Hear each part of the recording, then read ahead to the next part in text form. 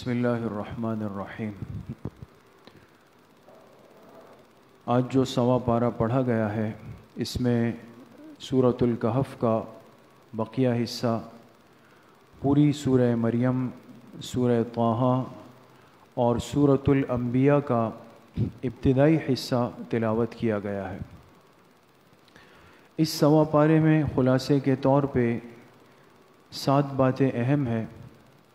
پہلی بات جو سورہ کہف کے آخر میں ہے، اللہ پاک نے 2 عجیب و غریب واقعات اور قصوں کو اس سورت کے آخر میں بیان فرمایا ہے۔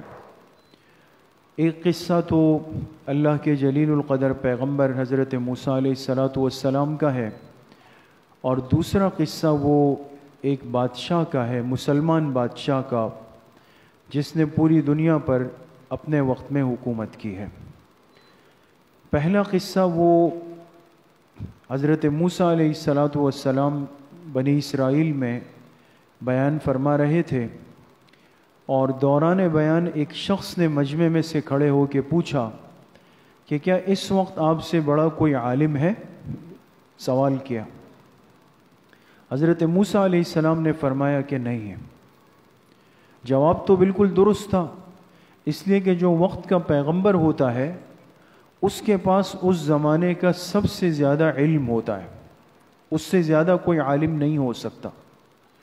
تو جواب تو موسیٰ علیہ السلام کا بالکل صحیح تھا، لیکن چونکہ حسنات الابرار سیئات المقربین، جتنا اللہ کے مقربین ہوتے ہیں اتنا اللہ پاک ان سے اپنا قرب اور محبت بھی چاہتے ہیں۔ اللہ پاک نے فرمایا کہ اے موسیٰ علیہ السلام، آپ کو یہ کہنا چاہیے تھا کہ واللہ تعالی اعلم، اللہ پاک جانتے ہیں کہ مجھ سے زیادہ علم کسی کے پاس ہے یا نہیں ہے، لہذا یہ انداز جواب مجھے پسند نہیں آیا۔ اللہ اپنے پیغمبر سے کہہ سکتے ہیں، تنبیہ کر سکتے ہیں، اور فرمایا کہ آپ کو پتہ نہیں کہ آپ سے زیادہ علم بھی میرے ایک بندے کے پاس ہے جو اس دنیا میں ہے۔ اب موسیٰ علیہ السلام بڑے حیران ہو گئے کہ پیغمبر میں ہوں اور ضابطے کے اعتبار سے علم میرے پاس سب سے زیادہ ہو، مجھ سے زیادہ علم جس کے پاس ہے مجھے اس کے پاس جا کے وہ علم بھی سیکھنا چاہیے۔ جب انسان دین کا ایک طالب علم بن جاتا ہے نا دوستو، تو یہ علمی ذوق ایک ایسی نعمت ہے کہ جو پھر انسان کے عمر کا، منصب کا، حالات کا اس چیز کو نہیں دیکھتی۔ ایک باذوق طالب علم ہمیشہ یہ چاہتا ہے کہ میرے پاس مزید علم آئے، چاہے اس کے لیے مجھے کسی کے سامنے بیٹھنا پڑے، میری عمر کتنی ہو۔ موسیٰ علیہ السلام چونکہ پیغمبر تھے، پتہ چلا بھئی ایسا علم بھی ہے جو میرے پاس نہیں ہے، تو فرمایا اللہ کس کے پاس ہے، کہاں جانا ہے؟ اللہ پاک نے نشانی بتائی، نشانی، نام نہیں بتایا۔ فرمایا آپ جائیں گے اور یہاں تک کہ مجمع البحرین پہ پہنچیں گے، جہاں 2 دریاؤں کا ملاپ ہوتا ہے، 2 دریا ملتے ہیں، وہاں میرا ایک بندہ ملے گا آپ کو، ان سے ملے، ان کے پاس علم ہے۔ اب یہ کون تھے؟ یہ حضرت خضر علیہ السلام تھے۔ حضرت موسیٰ علیہ السلام کے پاس جو علم تھا یہ تشریعی تھا، اور حضرت خضر علیہ السلام کے پاس جو علم تھا یہ تکوینی تھا۔ دونوں میں فرق بالکل آسان ہے۔ میں اور آپ جس دنیا میں رہتے ہیں دوستو، یہ تشریعی دنیا ہے۔ کیا مطلب؟ آنکھ کو نظر آئے کہ یہ بندہ غلط کر رہا ہے تو میں اس کو ٹوکوں گا۔ جیسے مثال کے طور پہ اب ایک ساتھی، ایک بچہ آپ میں سے یہاں کھڑا ہو جائے اور وہ جا کے جو ہے لائٹیں بند کرنا شروع کر دیں، تو آپ کیا کریں گے؟ آپ کہیں گے بھئی کیوں کر رہے ہو اس طرح، ابھی بیان چل رہا ہے۔ غلط کو دیکھ کر اس کی غلطی پر ٹوکنا اور تنبیہ کرنا یہ شریعت ہے، اور ہم تشریعی دنیا کے رہنے والے ہیں، اور جتنے پیغمبر دنیا میں آئے وہ تشریعی تھے تقریباً۔ لیکن ایک ہوتا ہے علم تکوینی۔ علم تکوینی اس کو کہتے ہیں کہ جس کا تعلق انجام کے ساتھ ہو۔ ظاہراً سمجھ نہیں آیا لیکن بعد میں کہا بھائی واقعی ایسا ہے. ایک مثال سمجھانے کے لیے آپ کو دے رہا ہوں, کوئی محسوس نہ کرے. مثال کے طور پہ دیوار کے ساتھ ایک نوجوان ساتھی بیٹھے ہوئے ہیں اور اپنے اوپر گرمی ہے, پنکھا چلایا ہوا ہے, آرام سے بیان سن رہے ہیں, اور اتنے میں ایک بندہ آئے اور فوراً اس کو ہاتھ سے گھسیٹ کر دور پھینک دے. غلط کیا نا اس نے. بھائی کیوں ہٹایا آپ نے اس کو؟ وہ اچھا خاصا ہوا کے نیچے بیٹھ کے بیان سن رہا تھا. تو علم شریعت کہتی ہے کہ اس آدمی نے غلط کیا, لیکن جیسے ہی اس کو دور ہٹایا دھڑام سے پنکھا گرا نیچے اسی جگہ پہ جہاں وہ بندہ بیٹھا ہوا تھا. تو اب آپ اس کو غلط کہیں گے؟ اپنے آپ کو آپ کہیں گے بھئی جزاک اللہ خیر, آپ نہیں ہٹاتے تو پھر تو اس کے سر کی پٹی کروانی تھی, ہے نا. لیکن اب اس بندے کو پتہ کیسے چلا کہ یہ ہونے والا ہے؟ سمجھ میں آ رہی ہے؟ ذہن قریب آ رہا ہے آپ حضرات کا؟ اب یہ جو علم ہے یہ ہوتا ہے علم تکوینی, کہ ایک چیز کا ظاہر سمجھ نہیں آ رہا لیکن اس کے نتیجے میں کچھ خیر ہے. اب یہ علم تکوینی اللہ پاک خاص بندوں کو دیتے ہیں. کس کس کو دیتے ہیں, آیا ابھی بھی ہے نہیں ہے, یہ ایک الگ علمی بحث ہے. بعض علماء نے یہاں تک بھی لکھا ہے کہ جیسے عالم تشریعی ہے اسی طرح ایک عالم تکوینی بھی دنیا میں ہے, ایک عالم. واللہ اعلم. تو موسیٰ علیہ السلام کا علم تشریعی, حضرت خضر علیہ السلام کا علم تکوینی. تو موسیٰ علیہ السلام سے فرمایا کہ آپ جائیں اور علم تکوینی سیکھ کر آئے. سفر کیا اپنے ساتھ اپنے خاص شاگرد حضرت یوشع ابن نون کو ساتھ لیا, اور ایک لمبا سفر کر کے, وہ سورہ کہف میں پورا قصہ ہے, ہم اس میں نہیں جا سکتے. بہرحال پہنچ گئے, خضر علیہ السلام سے ملاقات ہو گئی. کیسے آنا ہوا؟ کون ہے؟ کہا موسیٰ. کہا موسیٰ بنی اسرائیل؟ وہ موسیٰ جو بنی اسرائیل کے پیغمبر ہے؟ فرمایا جی. کہا وہ تو خود پیغمبر ہے, وہ میرے پاس کیوں آئے؟ کہا اس لیے آئے ہیں کہ آپ کے پاس ایک علم ہے وہ حاصل کرنا. خضر علیہ السلام نے فرمایا وہ تو آپ نہیں سیکھ سکتے, وہ آپ کے کام نہیں ہے, اس لیے کہ وہ علم ایسا ہے کہ جس میں ہر بات پہ آپ روک ٹوک کریں گے, اس لیے کہ آپ شریعت والے پیغمبر ہیں نا. میں جو کروں گا آپ کو لگے گا میں غلط کر رہا ہوں, غلط پہ آپ کو کرنی ہے تنبیہ, اور جو علم میرے پاس ہے اس میں تنبیہ, روک ٹوک, سوال یہ منع ہے, تو ہم چل ہی نہیں سکتے ہیں ساتھ. موسیٰ علیہ السلام نے فرمایا نہیں, آپ موقع دیں, مجھے داخلہ دیں اور مجھے شاگرد بنائیں, آپ کو شکایت نہیں ملے گی, اور اگر شکایت ملے مجھ سے تو پھر آپ فیصلہ فرما سکتے ہیں. ٹھیک ہے جی. یوشع ابن نون کو تو واپس کر دیا جو ساتھ آئے تھے. اب یہ دو حضرات روانہ ہو گئے. خضر علیہ السلام نے فرمایا چلے میرے ساتھ. دونوں جا رہے ہیں, چلتے چلتے راستے میں دریا آیا, پار جانا ہے. انتظار کیا, ایک کشتی آئی. کشتی والوں نے دیکھا بھی دو بزرگ کھڑے ہوئے ہیں, کشتی روکی, دونوں کو بٹھا دیا. جب کرایہ جمع ہونے لگا تو کہا بھئی ان سے مت لیں, یہ تو نیک لوگ لگ رہے ہیں چہرے سے, جیسے دنیا میں انسان نیک لوگوں کا خیال کرتا ہے. کہا بھئی ان حضرات سے کرایہ مت لیں. کرایہ بھی نہیں لیا. تھوڑی دیر گزری تھی, حضرت خضر علیہ السلام اٹھے اور کشتی کا ایک تختہ توڑ دیا. موسیٰ علیہ السلام ظاہر سی بات ہے خاموش نہیں بیٹھ سکتے تھے, تشریعی پیغمبر تھے. انہوں نے فرمایا کہ حضرت یہ تو آپ نے غلط کیا. ایک تو بے مقصد توڑا, ان کا کوئی قصور. دوسرا انہوں نے ہمیں عزت دی, ہم سے کرایہ نہیں لیا, پھر بھی آپ نے یہ سلوک کیا. انہوں نے فرمایا میں تو کہا تھا آپ نہیں چل سکتے میرے ساتھ, میں کام کروں گا آپ سوال کریں گے. کہا بس اب نہیں کروں گا, اب موقع دے دیں. چلے ایک مرحلہ ہو گیا, کشتی سے اتر گئے. پھر سفر شروع ہوا. ایک جگہ پہنچے, ایک علاقے میں بچے کھیل رہے تھے, اور ان میں ایک بڑا خوبصورت بچہ تھا, سب سے حسین جمیل. خضر علیہ السلام ایک دم گئے, جا کے اس بچے کو پکڑا اور اس کا سر اس کے دھڑ سے الگ کر دیا. تھے تو پیغمبر, طاقت تھی, بچے کو مار ڈالا. یہ تو بالکل ہی ایک خلاف عقل عمل تھا. تو انہوں نے کہا یہ حضرت یہ تو آپ نے اس سے بڑا جرم کیا, ایک غیر مکلف, ایک بے قصور معصوم بچے کا قتل کر دیا. انہوں نے کہا موسیٰ علیہ السلام سے کہ آپ سے تو کہا تھا آپ نہیں چل سکتے میرے ساتھ. تو موسیٰ علیہ السلام نے فرمایا آخری موقع دے دیں. خود انہوں نے کہا ایک موقع آخری دے دیں, اب اگر سوال کیا تو پھر آپ مجھے نکال دیجئے. چلتے رہے. اب سفر ہے بڑا لمبا, ہوتے ہوتے تھکتے تھکتے ایک بستی میں پہنچ گئے. اور اس زمانے کا بلکہ ہر زمانے کا اصول تقاضا یہ ہے کہ کس علاقے میں کوئی مہمان مسافر آ جائے تو وہ اس کا اکرام کرتے ہیں. یہ دو حضرات جب پہنچے تو مسافر تھے.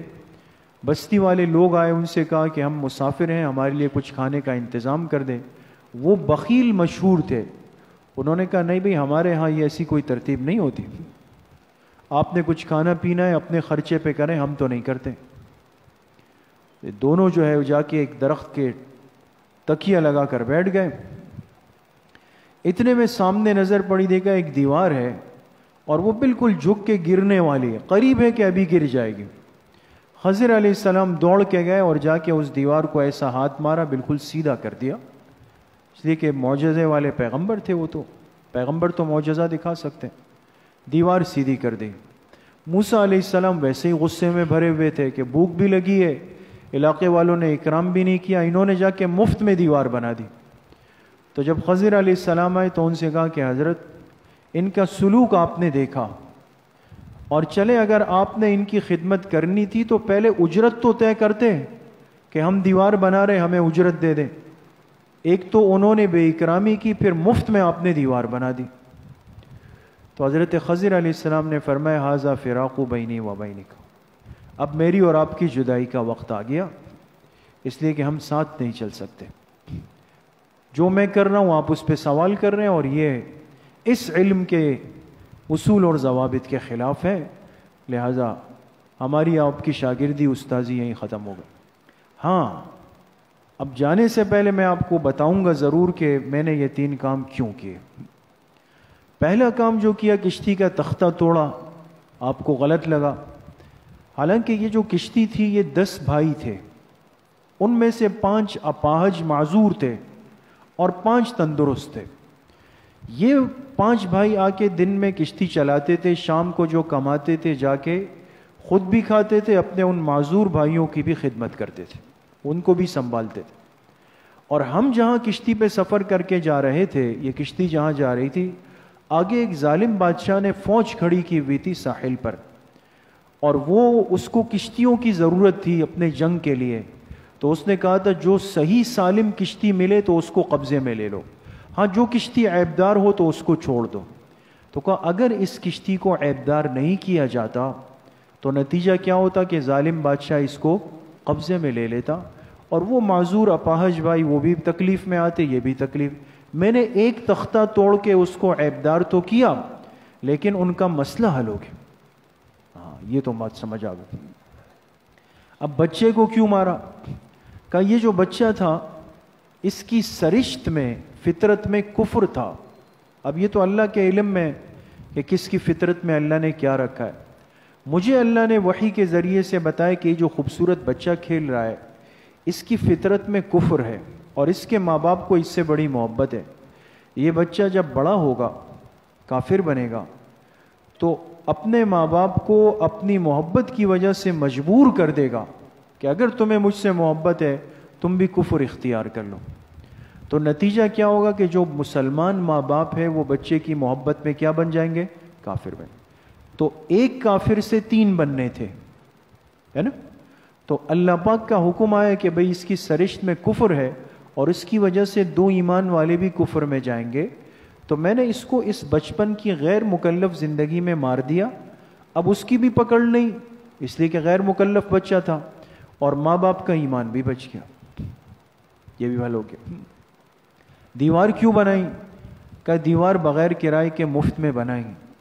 لیکن کہا یہ دیوار جس گھر کی دیوار تھی یہ 2 یتیم بھائی تھے, یتیم بھائی, ان کے ماں باپ بچپن میں فوت ہو گئے.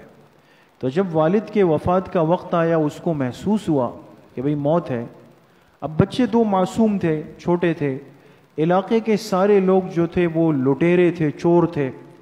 تو باپ نے کیا کیا, وہ ساری جمع پونجی پیسے جمع کر کے زمین کھود دی، اس پہ دیوار کھڑی کر دی کہ چلے یہ محفوظ ہو جائے، کل یہ بچے بڑے ہوں گے، گھر پرانا ہو جاتا ہے، اس کی دیوار گرائیں گے، جب کھودیں گے اس میں ساری ترتیب تفصیل لکھی ہوگی، تو بچوں کے پاس ان کا سرمایہ، ان کا مال میراث محفوظ ہو جائے گا۔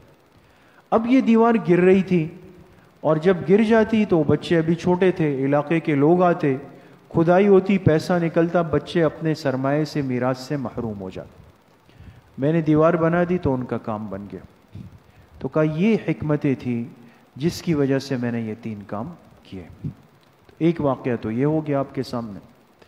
دوسرا واقعہ جو ہے وہ اسی سورت کے آخر میں اس بادشاہ کا ہے جس کا نام ذوالقرنین بادشاہ ہے، اور یہ ان 4 بادشاہوں میں سے ایک ہے جس نے اپنے وقت میں پوری دنیا پر اکیلے حکومت کی ہے۔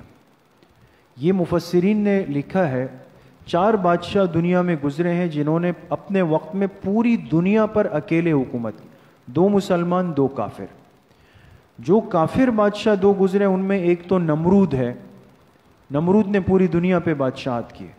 دوسرا ایک بادشاہ گزرا بخت نصر، بخت باپ پیش ہے، بخت نصر نہیں ہے دوست، بخت نصر، یہ بنی اسرائیل پر مسلط ہوا تھا اور اس نے پوری دنیا پہ حکومت کی، ایک کافر بادشاہ تھا۔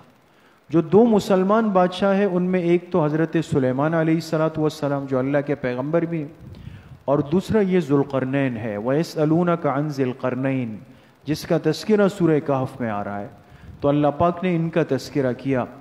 اس ذوالقرنین بادشاہ نے پوری دنیا کا ایک سفر کیا ہے، مشرق، مغرب، شمال، جنوب، چلتے چلتے چلتے دنیا کے کونے پہ پہنچا سفر کر کے، تو دیکھا ایک قوم ہے، ایک بستی ہے، آبادی ہے، وہ بادشاہ سے ملنے آ گئے اور شکایت کی، اپنا شکوہ رکھا کہ اس پہاڑ کے پیچھے یاجوج و ماجوج ہے، جو ایک قوم ہے، اور وہ آ کے تباہی مچا کے چلے جاتے ہیں، ہم بہت تنگ ہو گئے، ہمارے مال و اسباب لوٹ لیتے ہیں، ختم کر دیتے ہیں، ہم کیا کریں؟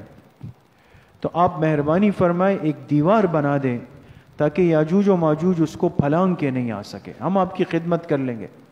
ذوالقرنین بادشاہ نے کہا مجھے تمہارے خدمت کی ضرورت نہیں ہے، تو میری ذمہ داری ہے، میں بادشاہ ہوں، ماں اتنا ہے کہ تم میرے ساتھ مدد کر لو، تعاون کرو، ہاتھ بٹا دو۔ تو اس نے ایک سیسا پلائی ہوئی دیوار بنائی، سیسا پلائی ہوئی، اس میں آگ جھونک دی، دونوں طرف لوہے کی دیوار تھی اور بالکل مضبوط دیوار بن گئی، اور فرمایا اب یاجوج و ماجوج اس کو پھلانگ کے نہیں آ سکتے۔ اس دیوار کو سد سکندری کہتے ہیں دوستو۔ ہمارے بہت سارے سیرت نگاروں نے، مورخین نے آپ کی جو یہ دیوار چین ہے نا مشہور، اس کو بھی لکھا ہے، لیکن بہرحال یہ غلط ہے، اس لیے کہ دیوار چین بہت ساری جگہوں سے ٹوٹ چکی ہیں۔ بہرحال یہ سد سکندری ہے جس کے پیچھے یاجوج و ماجوج بند ہو گئے، اور جناب رسول اللہ صلی اللہ علیہ وسلم نے فرمایا کہ قیامت کے قریب یاجوج و ماجوج اس دیوار کو کھریدنا شروع کر دیں گے اور اس میں سوراخ کر دیں گے، اور اس سوراخ سے اندر آ جائیں گے اور پوری دنیا کے نظام کو درہم برہم کر دیں گے۔ تو یہ 2 واقعات سورہ کہف میں تھے، یہ پہلی بات تھی۔ دوسری بات سورہ مریم میں، چونکہ اس سورت کا نام ہی سورہ مریم ہے، حضرت مریم کا قصہ ہے جو حضرت عیسیٰ علیہ السلام کی والدہ ہے۔ پہلے اس پہ ہم تفصیل سے بات کر چکے ہیں کہ حضرت مریم کا نکاح نہیں ہوا تھا، لیکن اللہ کی طرف سے فرشتہ حضرت جبریل علیہ السلام آئے، پھونک ماری ان کے گریبان میں، اور اس پھونک سے حمل ٹھہر گیا۔ اب حمل سے حضرت عیسیٰ علیہ السلام نے پیدا ہونا تھا۔ اب جب وضع حمل کا وقت قریب آیا، بچے کی ولادت کا، تو آپ جانتے ہیں کہ یہ ایک تکلیف دہ عمل ہے، اور تکلیف کیسے ہوتی ہے وہ تو ظاہر سی بات ہے ہم مرد نہیں سمجھ سکتے، بول تو سکتے ہیں لیکن اس کی حقیقت یہ مستورات وہی سمجھتی ہے۔ اس لیے اللہ پاک نے ان کی بہت بڑی فضیلت لکھی ہے کہ بچے کو جنتے ہوئے جو ایک تکلیف، ایک کراہ ایک عورت کے منہ سے نکلتی ہے، اس پر اللہ پاک اس کو کتنا بڑا اجر دیں گے۔ تو خیر، جب درد ذہ ولادت کا وقت قریب ہوا، بچہ جننے کا وقت آیا، تکلیف شروع ہو گئی، کوئی قریب میں بھی نہیں۔ اللہ پاک نے ان پر وحی بھیجی کہ آپ درخت کے قریب چلے جائیں، کھجور کا درخت تھا، چونکہ اس وقت کمزوری بھی ہوتی ہے، پیاس بھی لگتی ہے، اللہ نے فرمایا آپ جائیں، کھجور کا درخت ہے اس کا سہارا لے لیں، اور ایک ندی پانی کی ہم نے جاری کر دی، ٹھنڈا پانی ہے، آپ اس کھجور کے درخت کو ہلائیں، کھجوریں گریں گی وہ کھائیں اور پانی پیئے، انشاءاللہ آپ کو کمزوری بھی نہیں ہوگی، سکون بھی ہوگا، بچہ بھی ہو جائے گا، آنکھیں ٹھنڈی ہو جائے گی۔ یہ تو خیر واقعہ ہے، لیکن جو عبرت کی بات علماء نے نقطہ لکھا ہے نا دوستو، جو سمجھنے کا ہے وہ اصل بات سمجھیں۔ حضرت مریم اکیلی تھی، پھر ایک معجزے کے طور پہ بچہ پیدا ہو رہا ہے، اس کی تکلیف الگ ہے کہ لوگوں کو کیا جواب دینا ہے، ٹھیک ہے، اور اس موقع پر ایک عورت کی تکلیف میں ضروری ہوتا ہے کوئی اس کا معاون ہو، کوئی بھی نہیں ہے۔ اللہ نے سارا انتظام کیا، کھجور کے درخت تک پہنچایا، پانی کی نہر جاری کی۔ اگر اللہ چاہتے تو کھجوریں بھی نیچے آ سکتی تھی، نہیں ہو سکتا تھا دوست، کھجوریں بھی تو آ سکتی تھی نا جب سب کچھ ہو رہا ہے، لیکن اللہ پاک نے کیا فرمایا، وَهُزِّي إِلَيْكِ بِجِذْعِ النَّخْلَةِ، اے مریم کھجور کے درخت کے تنے کو ذرا ہلاؤ، حرکت دو، ہاتھ دو، تاکہ کھجوریں گر جائیں۔ تو علماء نے فرمایا کہ اس سے معلوم ہوا کہ اللہ پاک اپنی مخلوق سے ہمت اور حرکت ضرور چاہتے ہیں۔ ہر چیز تیار مل جائے نا، ہر چیز، اللہ اس پہ قادر ہے، کر سکتے ہیں جیسے کیا ہے، لیکن اشارہ دیا کہ وہ تکلیف میں مبتلا عورت بھی کم از کم ہاتھ ضرور لگائے۔ انسان جب تھوڑی سی حرکت کرتا ہے نا اللہ پاک کے لیے اور اللہ کو دکھاتا ہے، پھر اللہ کے فیصلے ہوتے ہیں دوست۔ ہم کیا کرتے ہیں، ہاتھ پیر ڈھیلے کر کے بیٹھ جاتے ہیں اور کہتے ہیں بس اب کیا بنے گا۔ تو تحرک والی زندگی، ہمت والی زندگی۔ تیسری بات، حضرت ابراہیم علیہ السلام شرک کے ماحول میں پیدا ہوئے، پورا علاقہ مشرکین بت پرستوں کا ہے، اور جو والد تھے آزر، وہ علاقے کے بت خانے کے ذمہ دار۔ اس گھر میں اللہ کی شان دے کے حضرت ابراہیم علیہ السلام پیدا ہوئے، جنہوں نے پیغمبر بننا ہے، توحید کی دعوت دینی ہے، بڑے ہوئے، سمجھدار ہوئے، تو لوگوں سے کہا یہ کس غلط کام میں مبتلا ہو گئے ہو؟ انہوں نے کہا تمہارے والد ہمارے بت خانے کے ذمہ دار ہیں، ان سے بات کر لو۔ اپنے والد سے ملے اور ان سے کہا کہ ابا جان یہ چیز غلط ہے، جو چیز اپنے ہاتھ سے بنائی وہ معبود کیسے ہو گئی؟ اس نے کہا باز آ جاؤ ورنہ پتھر مار مار کے سنگسار کر دوں گا، دور ہو جاؤ میری آنکھوں سے، یا تو ہمارے اس طریقے کو قبول کر لو یا پھر میرا گھر اور علاقہ چھوڑ دو۔ ابراہیم علیہ السلام نے فرمایا آپ کو بھی چھوڑ سکتا ہوں، گھر بھی چھوڑ سکتا ہوں، علاقہ بھی چھوڑ سکتا ہوں، اللہ کی ذات کو نہیں چھوڑ سکتا۔ ساری چیزیں توحید کے لیے، اللہ کی وحدانیت کے لیے قربان کی اور علاقے سے ہجرت کر کے چلے گئے۔ یہ دین کے لیے قربانی ہوتی۔ چوتھی بات، سورہ طٰہٰ میں اللہ پاک نے انسان کو اس کی حقیقت بتائی، فرمایا منہا خلقناکم وفیہا نعیدکم ومنہا نخرجکم تارۃ اخری، اسی مٹی سے ہم نے تمہیں پیدا کیا، ایک دن آئے گا اسی مٹی میں تمہیں دوبارہ لوگ رکھ کر آئیں گے، اور پھر ایک دن آئے گا اسی مٹی سے تمہیں دوبارہ زندہ کر کے کھڑا کر دیا جائے گا، ہے نا؟ اسی لیے میت کو دفناتے ہوئے یہ آیات پڑھتے ہیں نا کہ جب قبر بن جائے تو سنت طریقہ یہ کہ 3 مٹھیاں لے کر مٹی کی وہ اس پر ڈالی جائے۔ پہلی مٹھی جب ڈالے تو کیا کہیں گے؟ منہا خلقناکم، پھر وفیہا نعیدکم، پھر ومنہا نخرجکم تارۃ اخری۔ انسان کو اس کی حقیقت بتا دی کہ تم چلے کہاں سے، جانا کہاں ہے، پھر اٹھنا بھی اسی مٹی سے۔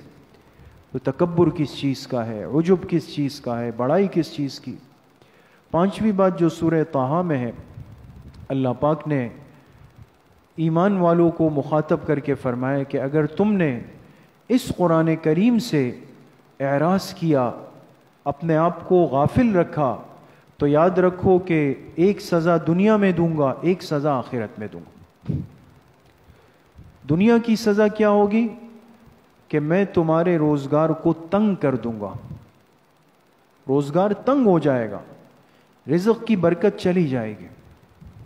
انسان جب اللہ کے کلام سے جڑ جاتا ہے دوستو، یہ اللہ کا وعدہ ہے، اس کے پیچھے اللہ کی برکتیں آتی۔ اور آخرت کی سزا یہ ہے کہ جب یہ بندہ اٹھے گا تو فرمائے وَنَحْشُرُهُ يَوْمَ الْقِيَامَةِ أَعْمَى، ہم اس کو قیامت کے دن اندھا کر کے اٹھائیں، اندھا کر کے اٹھائیں۔ کیوں؟ اس لیے کہ قرآن کے نور سے اپنے آپ کو محروم کیا تو اللہ قیامت کے دن آنکھوں کا نور لے لیں گے.